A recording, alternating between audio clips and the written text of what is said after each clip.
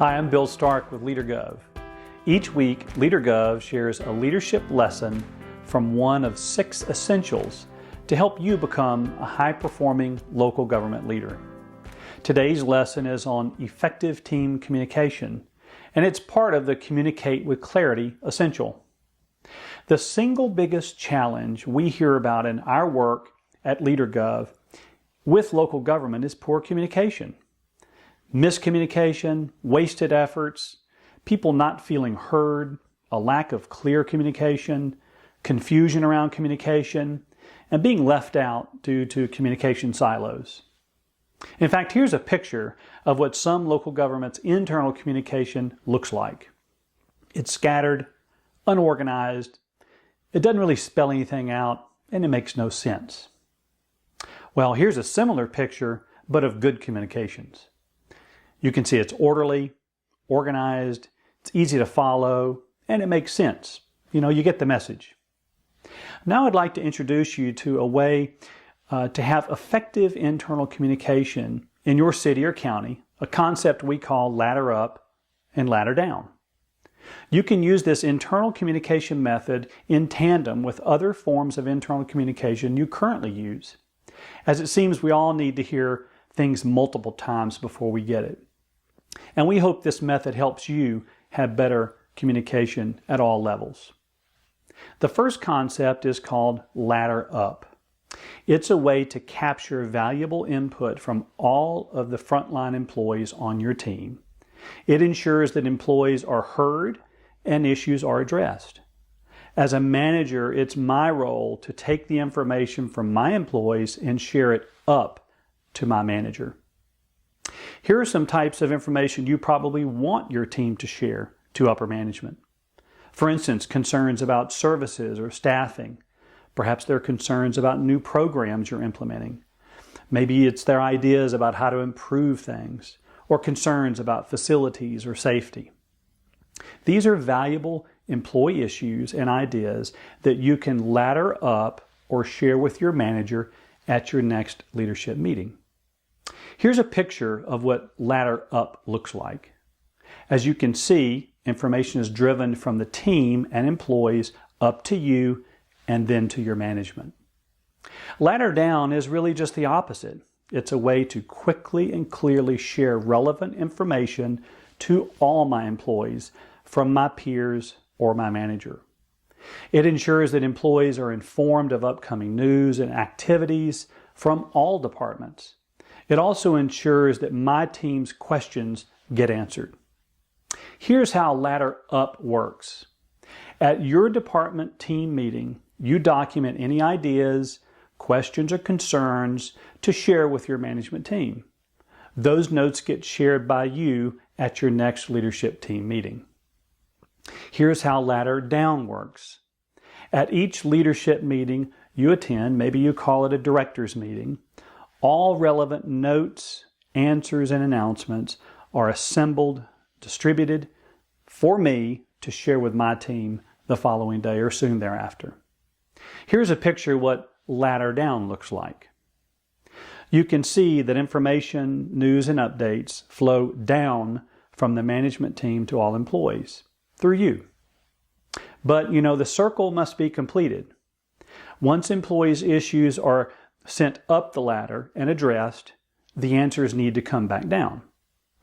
Unanswered questions can be shared with employees as well. You might say, for instance, we looked into the idea of ABC, but honestly, we don't know. We'll look into it in detail next quarter. And then, of course, you have to do what you say.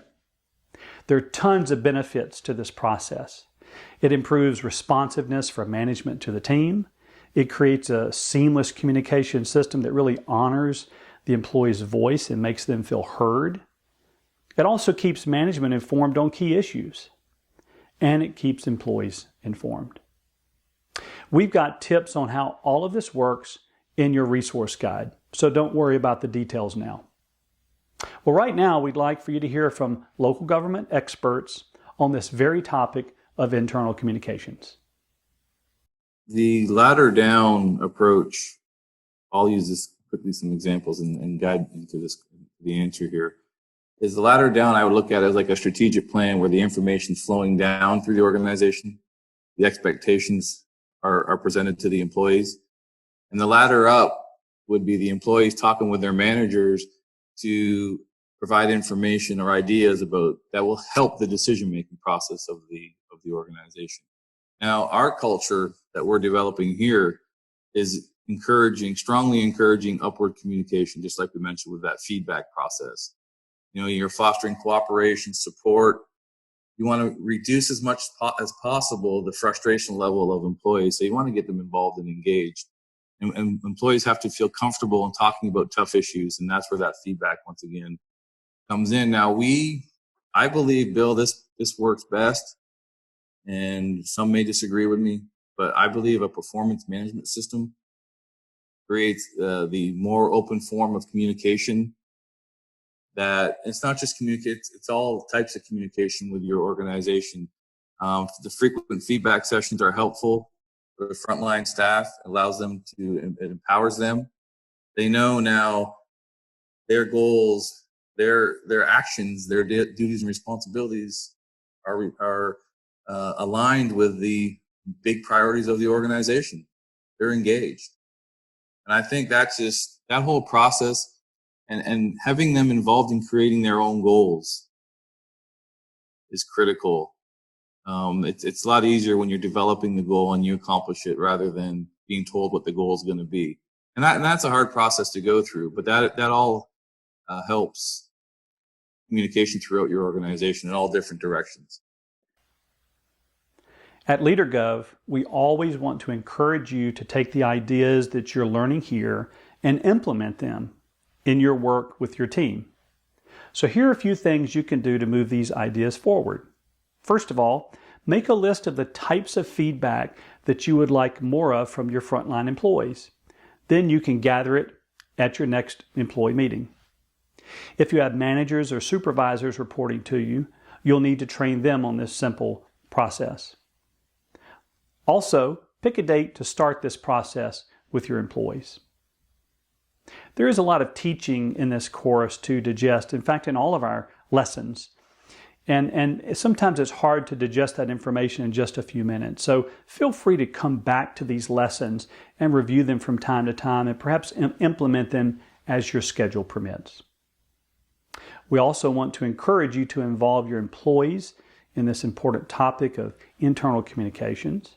So here are a couple of ideas. Share this new process with them, ladder up, ladder down, and ensure they know it's designed to improve the organization, to uncover opportunities, not to make anyone look bad. Ask your team to begin to think about questions and concerns that they can submit to you next time you all meet as a team.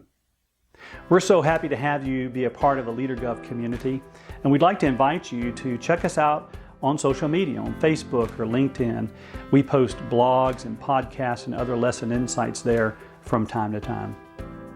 We hope this lesson on internal communications has helped you and is going to help you become a better leader of your team. Until then, we'll see you next week.